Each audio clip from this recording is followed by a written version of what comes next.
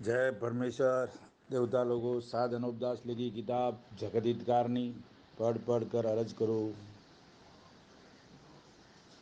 और गाँव गाँव गली गली में चर्चा करते रहो, ताकि बनियों का पाप छूट जावे तो सब संसार में अमन और शांति हो जावे। यह जगत हितकारनी जिसको श्री अनुपदास पिंडिंग ब्रेक चावनी एवं ब्रह्म साहब के प्रसिद्ध किया, तारीख 17 अप्रैल सन 1909 जावसास बुद्धि भारत शब्द 1965, पेज नंबर 51 से चालू कर रहा हूँ। कि पहले रावण ने राक्षसी पाप चला करके राक्षसी वेद और राक्षसी वेद की किताबें और टिप्पणा वगैरह संसार के बुलाने के वास्ते चला दिए थे। उसी तरह से इन बनियों ने चला दिए है, और जो कि दुनिया भूली हुई है सो इस तरह से तो नहीं भूली हुई है, परंतु 84 लाख कुंडियों के ऊपर नारगी बनाई है। वहाँ पर पाप करते हैं जब दुनिया की बुद्धि भ्रष्ट हो जाती है। और दुनिया ये जो कहती है कि चंद्रमा गौतम ऋषि के घर इंद्र महाराज के पैरे पर खड़ा हुआ, सो ये बात भी खिलाफ अक्ल के है, क्योंकि चंद्रमा बुरे कामों के पैरे पर नहीं खड़ा हो सकता, और सूरज चंद्रमा कोई आदमी थोड़ा ही है जो पैरे पर खड़े रहे, क्योंकि सूरज चंद्रमा तो जमीन माता के सूरज चंद्रमा तो मालिक ने जमीन माता के शरीर में जोत बनाई है। सो यह जमीन माता के शरीर में रोशनी है कि जिस तरह से आदमी के शरीर में रोशनी है, उसी तरह जमीन माता के शरीर में सूरज चंद्रमा की रोशनी है। और संसार के लोग ये जो कहते हैं कि अहिल्या अपने खामिन की बद दुआ से पत्थर की बन के गंगा की तीर ऊपर जा पड़ी थी, और फिर पत्थर से औरत होकर आसमान पर चली गई थी। सो ये बातें बिल्कुल झूठ है और ख्याल करने के लायक है कि औरत पत्थर नहीं बन सकती और न आसमान पर जा सकती है। ये तो बनियों ने दुनिया के बुलाने के वास्ते राक्षसी पाप चलाया है। और जो ये गौतम ऋषि और इंद्र महाराज वगैरह का हाल और भी अनेक तरह की झूठी बातें दुनिया में प्रकट की है। सो ये बातें तमाम तुलसी किरत रामायण में कि जो तुलसीदास ने बनाई है और भगवत में लिखा हुआ है और अवतार चरित्र में भी लिखा हुआ है। सो तुम सब संसार के लोगों ने इन किताबों में ये बातें लिखी हुई देखी होगी, और अगर नहीं देखी है तो देख लो कि ऐसे ऐसे अनेक तरह के किस्सा के इन किताबों में क्या और सैकड़ों किताबों में लिखे हुए होंगे। सो तुम संसार के लोग देख लो कि इस झूठ का कुछ पार नहीं है। हजारों बातें झूठी राक्षसी वेद की किताबों में लिखती है, और दुनिया आंधी उन किताबों में लिखी हुई बातों को सच्ची जान जान कर मानती है, क्योंकि दुनिया की बुद्धि तो राक्षसी पाप से कह दे सो झूठ ही सच मालूम होता है, और इस बात को ख्याल नहीं करती कि ये बातें जो उन किताबों में लिखी हुई है ये समझ में भी आती है या नहीं आती है, और झूठ है या सच है।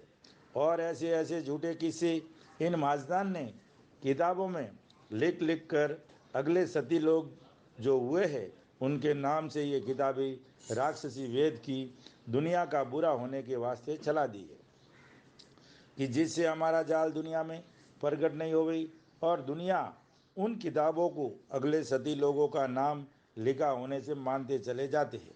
और दुनिया ये नहीं देखती है कि ये बातें जो इन किताबों में लिखी है ये सच है या झूठ है, और ये बातें हुई है या नहीं हुई है। और इन बनियों ने असली धर्म वेद की किताबें तो सब छुपा दी है, कि जिनमें धर्म पुण्य की बातें और कुल काम धर्म चलने के लिखे थे, और राक्षसी वेद की किताबें झूठी चला दी है। सो राक्षसी वेद की किताबों में ही इन महाजनान ने ये चालाकी की है कि उन किताबों में अव्वल नाम परमेश्वर का और कोई कोई बात सच्ची लिख दी है, जिससे दुनिया उन किताबों को राक्षसी वेद की और झूठी ना समझे। यह चतुराई की है, और बाकी तो तमाम झूठी बातें और राक्षसी जाल की दुनिया को डबोने के वास्ते इन किताबों में लिखी हुई है। सो दुनिया असली धर्म वेद की किताबों को तो तलाश नहीं करती है, और इन राक्षसी जाल की किताबों को पढ़ पढ़ कर डूबते चले जाते हैं। सो किताबों के पढ़ने से तो कुछ नहीं होता है, परंतु इन किताबों में और टिप्पणों में संसार का बुरा होने का हाल लिखा है। सो जैसे ये महाजन लोग उन किताबों की लिखे मौजीब होम पाप संसार का बुरा होने के वास्ते कराते हैं, वैसे ही डूबते जाते हैं। सो मैं गरीब साधु कुल संसार का भला होने की वास्ते लिखता हूँ कि असली धर्म वेद की किताबों को देखो कि उनमें क्या लिखा है, और धर्म पे चलो, और राक्षसी जाल को मिटाओ, और राक्षसी विद्या के जाल से निकलो जो तुम्हारे सब संसार की औलाद उभरी।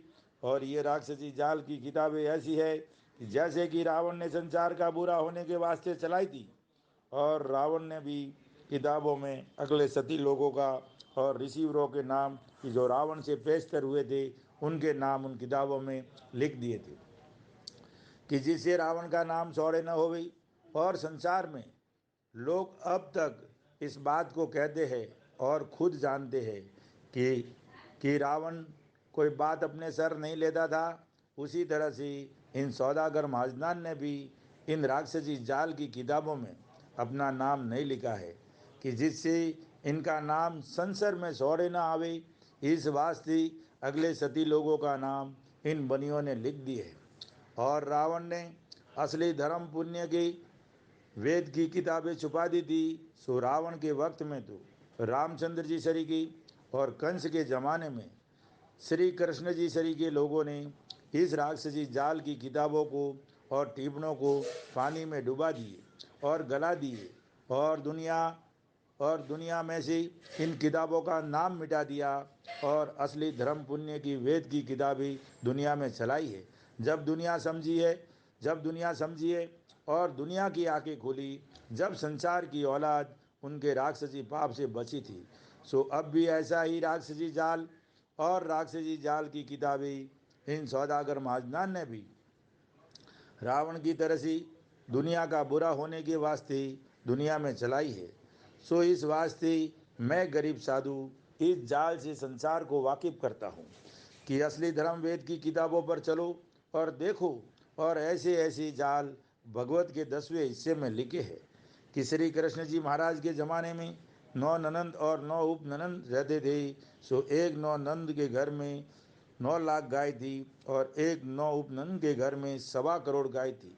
सो वो गाय हमेशा गोवर्धन पर्वत पर सरने के वास्ते जाया करती थी। सो कुल 1 करोड़ 34 लाख हुई।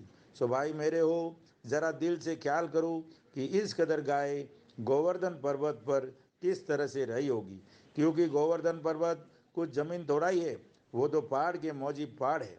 और अलावा इसकी ये जो संसार के लोग कहते हैं कि ब्रज के लोगों ने इंद्र महाराज ने तकरार की थी, जब इंद्र महाराज ने गुस्सा होकर 12 मेघमलान से चढ़ाई की और कहा कि अब मैं ब्रज को जल से डबो दूंगा।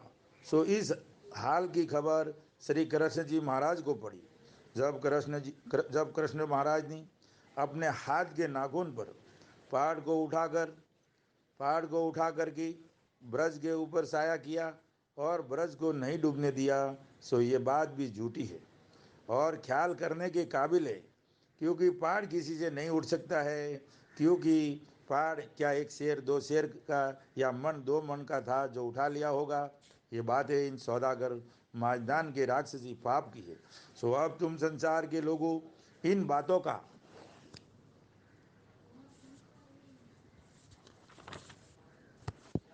इन बातों का ख्याल करके और होशियार होके और इन बनियों के पाप को छुड़ाऊंगी, जब तुमको और तुम्हारे बाल बच्चों को सुख प्राप्त होगा। नहीं तो ये बनिए सबको अपने राक्षसी पाप से बिना मौत मार देंगी। और संसार के लोग ये जो कहते हैं कि रामचंद्र जी महाराज लंका में गए और रावण से लड़े, जब लक्ष्मण जी के बाण लगा तो बाण के लगते ही लक्ष्मण जी बेहोश हो गए और मर गए। जब हनुमान जी को संजीवन बूटी लेने को भेजा तो हनुमान जी को संजीवन बूटी कहीं नहीं मिली, जब पहाड़ को उठाकर ला रहे थे। परंतु रास्ते के अंदर रामचंद्र जी के भाई भरत जी खड़े हुए थे। सो उन्होंने अपने दिल में यह विचार किया कि कोई दुश्मन मेरे भाइयों के ऊपर डालने को पहाड़ उठाकर लिए जाता है, और मेरे भाइयों पर और मेरे भाइयों की फौज पर डालेगा तो मेरे भाइयों की तमाम फौज और मेरे भाई दब के मर जाएंगे। इस बात का ख्याल करके भरत जी ने हनुमान के बाण मारा तो बाण के लगते ही हनुमान नीचे आ पड़ा। जब हनुमान को भरत जी ने पहचाना और पहचान कर बहुत फिक्र किया कि मैंने तो अपने ही घर के ही आदमी आदमी के तीर मार दिया। जब हनुमान को भरत जी ने अपने बाण के ऊपर पहाड़ समेत बैठाकर अपने भाई रामचंद्र जी के पास पहुंचा दिया। सो भाई मेरे हो, बाण कोई घोड़ा था या गाड़ी थी जो उसके ऊपर लाद कर पहुंचा दिया। और पहाड़ क्या शेर, पहाड़ क्या एक शेर, दो शेर या मन, दो मन का, या जो बाण के ऊपर लाद कर पहुंचा दिया। सो भाई मेरी अव्वल ऐसी बात का ख्याल करो कि जो बाण के ऊपर किल होती है तो उसमें भी पैसा भर बोझ होता है। सो जबकि वो पैसे भर बोझ नहीं जा सकता है तो पहाड़ वगैरह किस तरह से जा सकता है। सो ऐसी ऐसी बातें कुल झूठी है। और दुनिया अंधों के मुआफिक है कि जो कोई शख्स फरेब की बातें कहता है उसको भी सच्चा जान लेते हैं, क्योंकि दुनिया की बुद्धि भ्रष्ट हो रही है, इससे बिल्कुल ख्याल नहीं करती। और ये तमाम किस्सा रामायण में लिखे हुए मौजूद है, सो देख लो। बल्कि झूठी किताबें हिंदू मुसलमानों के घरों में वो सब बनियों के घर की चलाई हुई है, परंतु जितनी किताबें किन बनियों ने चलाई है उसका कुछ अंदाज भी नहीं है। और अपन हिंदू मुसलमानों के हाथों में पकड़ा दिए और आप अलहदा के अलहदा रह गई कि जब कोई झूठ की किताबों का हाल दरियापत करेगा तो हम बनियों से तो कोई भी दरियापत नहीं करेगा। तो इस वजह से हिंदुओं के और मुसलमानों की और अंग्रेज़ों के बच्चे और औलाद मारी जाएगी और हम तो बच्चे के बच्चे रहेंगे।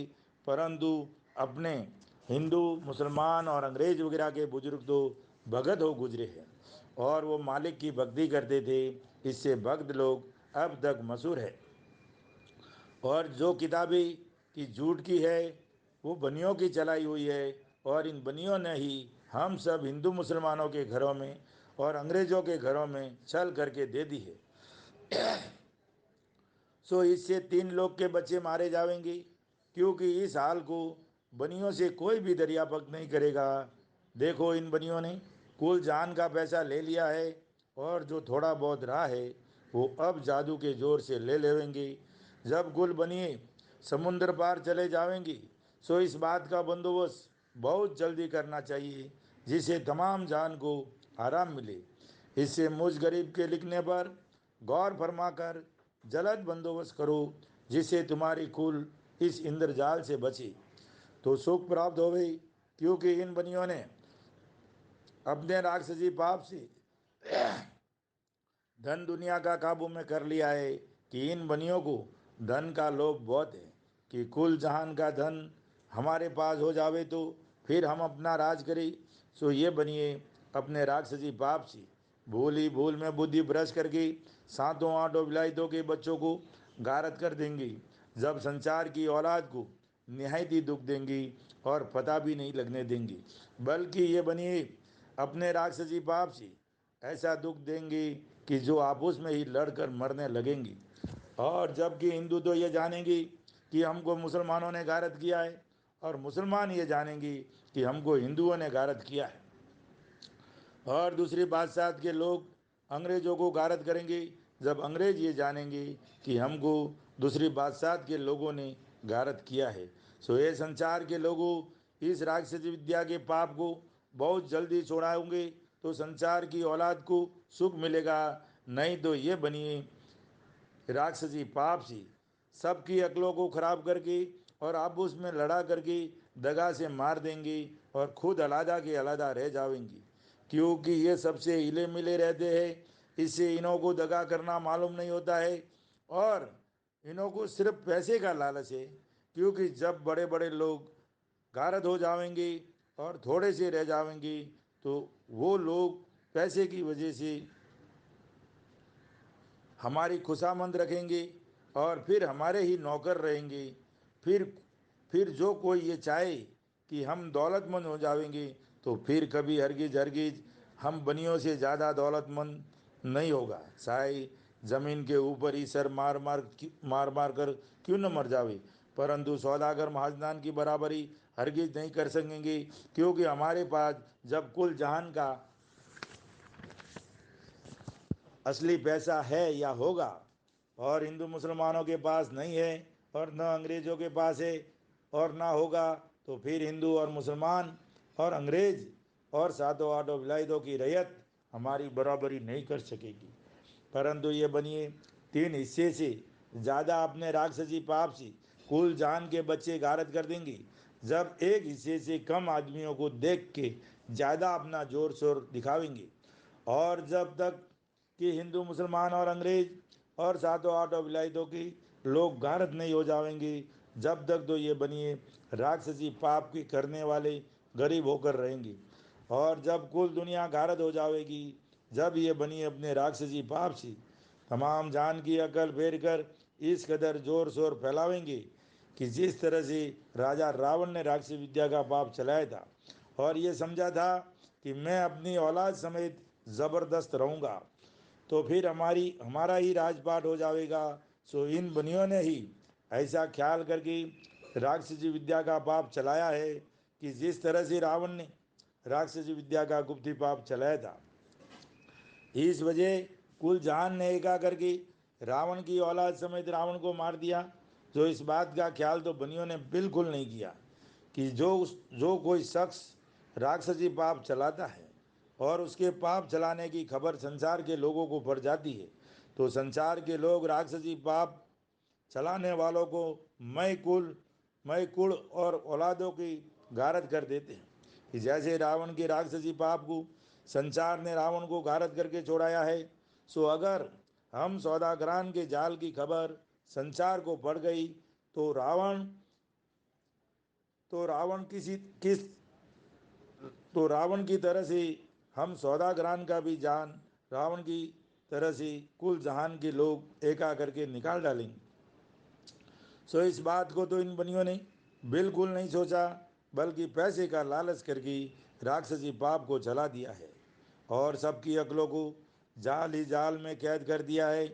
और जबकि रावण ने राक्षसी पाप चलाया था, तो जहान के लोगों ने रावण के कुल को मार के राक्षसी पाप को छोड़ाया कि जिस कदर रावण ने चलाया था, परंतु भविष्य ने अपनी औलाद के हाथ से राक्षसी पाप नहीं होने दिया और रावण का पाप सब सृष्टि में भविष्य ने जाहिर कर दिया। इससे भविष्य की औलाद सलामत रही, क्योंकि भविष्य परमेश्वर का भगत था। इससे भविष्य अपने अपने दिल में भक्ति के सबब से डरा और अलावा इसके संसार के लोगों का ख्याल करके अपने दिल में विचार किया कि जो मैं रावण के साथ राक्षसी पाप करूँगा तो अव्वल तो मेरी भक्ति में भट्टा लग जाएगा और मुझको भी रावण के साथ ही गारत कर देंगी। इस वजह से भविष्य नेकी में चलता रहा और नेकी की वजह से अपना नाम इस जान में सलामत रख गया कि जो कदीमी से भविष्य का नाम भक्ति के सबब से और नेकी की वजह से पीढ़ी दर पीढ़ी सुनने में चला आता है।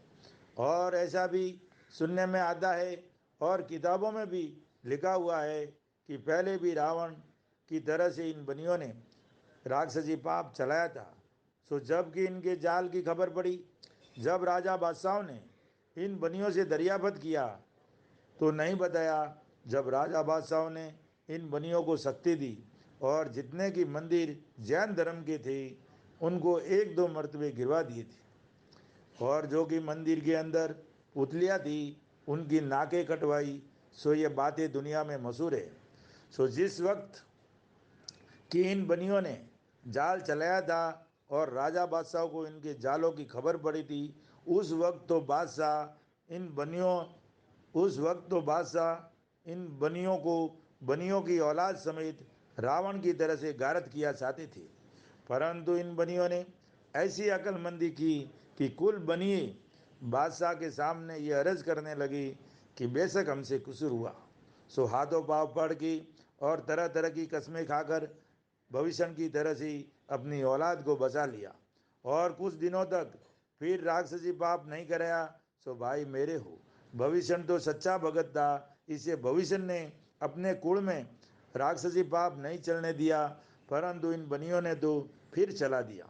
और पहले इन बनियों को बादशाह ने इस गरज से नहीं मारा था कि इन्होंने हाथों पाँव पड़ के माफ़ी चाही थी और ये वायदा कर लिया था कि कभी राक्षसी पाप नहीं करावेंगे।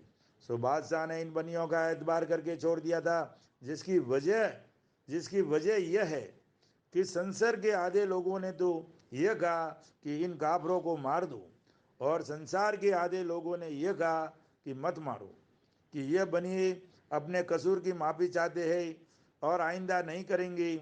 जबकि बादशाह ने संसार का दिल ऐसा देखा कि इन बनियों को मत मारो और कसूर को माफ़ कर दो।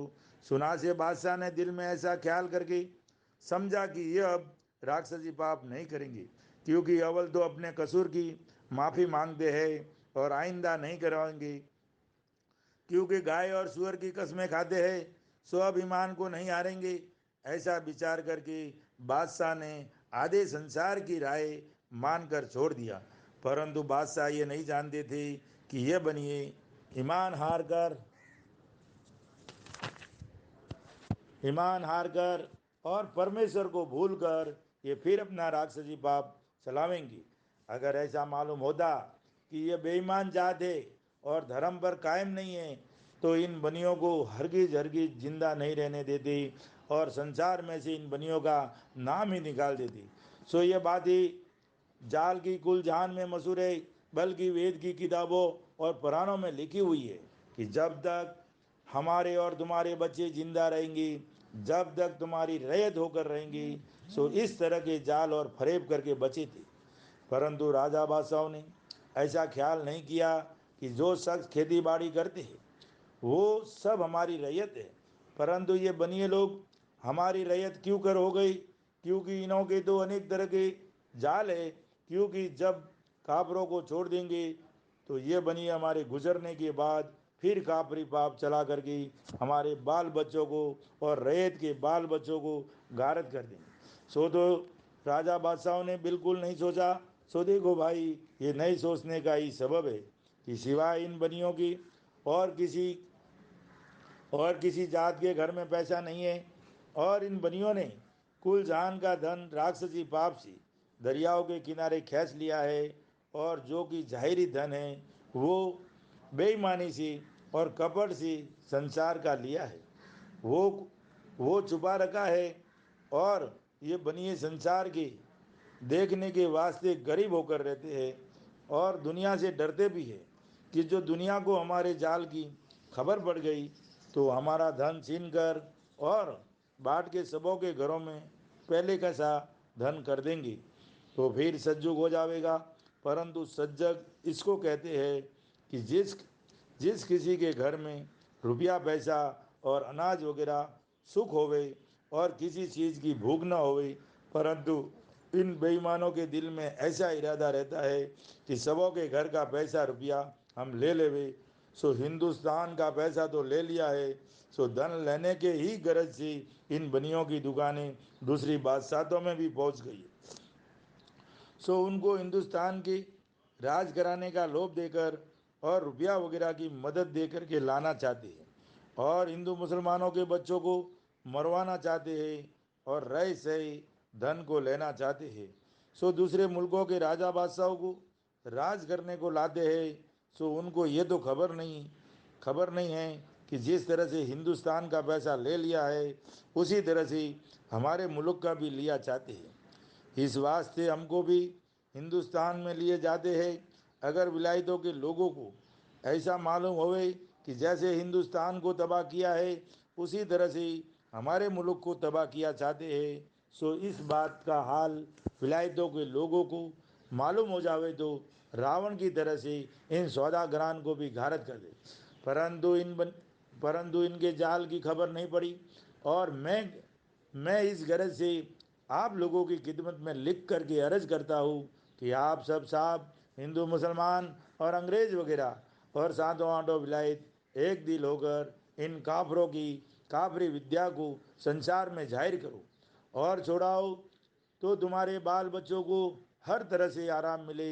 नहीं तो ये काफर लोग ऐसे हैं कि सबों को भूल ही भूल में गारत कर देंगे, कि जो फिर तुमको इनके जालों का पता भी नहीं लगेगा सो तुमको अगर तुम्हारे बच्चे प्यारे मालूम होते हैं तो अपने बच्चे बसने के खातिर इन बनियों के काबरी जाल का बंदोबस्त करो और इन बनियों के जाल की खबर सातों आठों विलायतों को दो ताकि अपना भला होए, नहीं तो ये बनी तमाम जान को गारत कर देंगी कि जिस तरह से हरनाकुंज राजा ने और रावण ने और कारून बादशाह ने राक्षसी पाप चला करके तीन लोग की बुद्धि भ्रष्ट कर दी थी। सो तीन लोग सातों आठों विलायतों के हिंदू मुसलमान और अंग्रेजों को और इस कदर जमीन के पर्दे पर आदमी आदमी है उनको कहते हैं। सो जबकि रावण ने और हरनाकुंज राजा ने राक्षसी पाप चलाया था तो सातों आठों बादशाहों के लोगों ने रावण के राक्षसी पाप को मिटा दिया जब कुल संसार की औलाद सलामत रही। उसी तरह से अब भी सातों आठों विलायतों के लोग एका करके इन बनियों के जाल को छोड़ाओ, जब फिर संसार की औलाद को सुख प्राप्त होगा। नहीं तो ये सातों आठों विलायतों के लोगों को जिस तरह से अपने दिल के अंदर मुनासिब समझेंगी रखेंगी। ऐसा ख्याल करके इन बनियों ने राक्षसी विद्या का पाप चलाया है। इसको देखो कि इस वक्त में तो दुनिया ज़्यादा है और दुनिया से बनियों की जात थोड़ी है। सो इन बनियों ने यह सोच रखा है कि जब संसार के अंदर राजा बादशाह मैं रैयत के थोड़े रह जाएंगे जब ये बनी अपना राज करेंगी। सो जबकि राजा बादशाह और रैयत संसार की इन बनियों से ज़्यादा है, जब तक तो ये बनी अपने दिल में दहशत रखते हैं और जबकि संसार कम हो गया तो फिर ये बनिए फौरन ही अपना राज कर लेंगी। इस गरज से इन्होंने राक्षसी पाप चलाया है जिससे हजारों आदमियों को कई बीमारियां करके मार देते हैं और सारे जहान में ये बात पहले से प्रकट कर देते हैं कि हैजा वगैरह की बीमारी जगह जगह होवेगी और हजारों आदमियों को काल का बहाना करके और काल डाल के मार देते हैं। गरज की जिस तरह से ये बनिए संसार को मरवाना चाहते हैं तो राक्षसी पाप से पहले बुद्धि भ्रष्ट कर देती और फिर आपस में लड़ा करके मार देते हैं। और जो कि हिंदुस्तान में हिंदू मुसलमानों की औलाद है उनको ये बनिए दूसरी बादशाहों को लाके अपने राक्षसी पाप से अक्ल खराब करके मरवा देंगे। सो इस बात को कुल जान के लोग जानते हैं बल्कि दिन दिन अपनी आंखों से ही देखते ही जाते हैं। सो ख्याल नहीं करते हैं कि अब इससे भी ज़्यादा खराब और नाजुक वक्त आवेगा जो 100 कोस जमीन के ऊपर जाकर के एक गांव बसा हुआ मिलेगा। परंतु इस जमाने में तो कोस 2 कोस पर ही गांव आ जाता है, परंतु खराब जमाना आने पर तो 100 कोस के ऊपर एक बसा हुआ गांव आवेगा और इसी तरह पर शहरों का और गांवों का बुरा हाल करेंगे।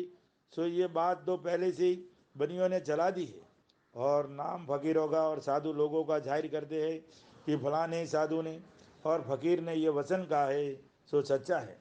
सो जिस तरह से कि दुनिया को सुपना होता है उसी तरह फकीरों को भी सुपना होता है और कुछ का कुछ दिखाई देता है और फकीर उस सुपने को परमेश्वर की कुदरत जानते हैं कि जैसा सुपना देखते हैं वैसा ही हो जाता है।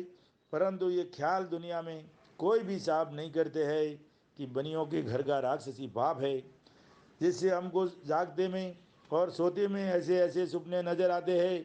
सो यह परमेश्वर की कुदरत नहीं है। सो इस बात का ख्याल फकीर अतीत भी नहीं करते कि जैसा रावण ने ऋषिवरों को दुनिया में बुरा होने का सुझाया था, जब ऋषिवर लोग भी ये जानते थे कि बुरा होने का हाल हमको मालिक ने सुझाया है, परंतु रावण के पाप की उनको भी खबर नहीं थी। सो खबर न होने की वजह है कि पहले राक्षसी पाप से अकल खराब कर देते हैं जिससे फिर कुछ नहीं समझने देते हैं, परंतु राक्षसी विद्या के चलाने वाले दुनिया के दिखाने के लिए और काफरों वगैरह के दिखाने के लिए भक्ति करते हैं। सो रिसीवरों के दिखाने के वास्ते रावण भी भक्ति करता था। सो रिसीवर लोग और शिव जी सरीखे भूल गए थे, परंतु राक्षसी पाप हमने भाई बेटों से कराता था लेकिन दुनिया के लोगों से साने कराता था कि जहाँ पर कोई पंखेरु तक नहीं जा सकता था तो आदमी की तो क्या ताकत थी कि जो वहाँ पर जा सकता।